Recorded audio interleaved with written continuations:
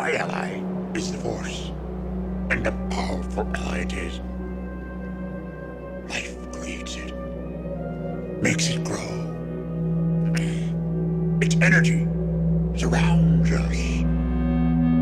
The history of Star Wars, I'm sure you're aware, like the hero's journey that's embedded in there, and where that came from. And this is like distilled from all of our great religious myths, and then placed into Star Wars.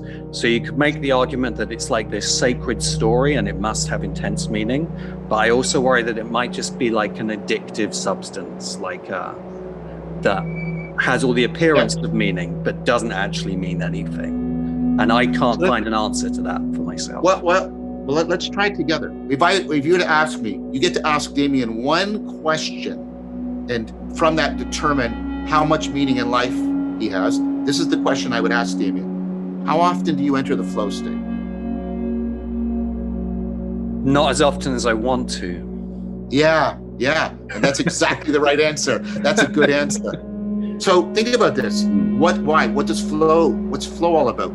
Well, flow's all about that terrific sense of being deeply connected to the world, of having ongoing insight, of getting an enacted sense of being coupled to the deeper patterns of the world.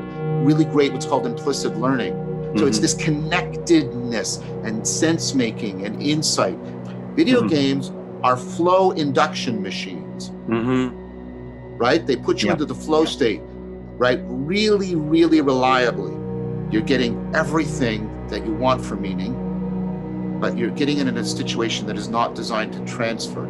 It's not like when people go to church. People go to church and they go into a huge simulation, a huge video game in which they're doing all of this stuff.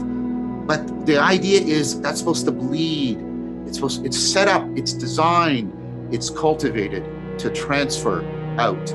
Education. We just forget how weird and fictional education is. You go into this room and you spin all these possible worlds and ideas, and the whole point of that is to get people to educe, to draw from them a new way of seeing the world, a new way of understanding themselves. So, I mean, that's why they were originally called the liberal arts. They're supposed to liberate us in some important fashion. They're aspirational projects.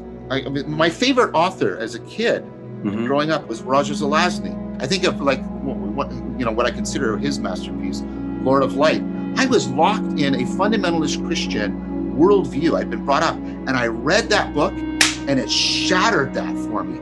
And not because not like Sam Harris, some new atheist come in and gave me all these. It was like, boom! I can be other than I've always been, and I can see other than I've always seen. And I experienced profound recovery.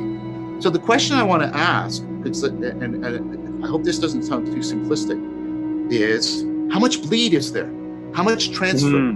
How much does this participation in the Star Wars world genuinely enhance their capacity for wisdom in their lives? Is it transformative of their sense of self, their sense of world, and does it afford measurable increase? So for example, if somebody is doing a lot of Star Wars stuff and that transferred such that they were getting into the flow state more often in their lives, or they were more capable of stepping back and looking at their own perspective and transforming it, then I wouldn't say it's an addiction. I would say it's actually providing something like recovery.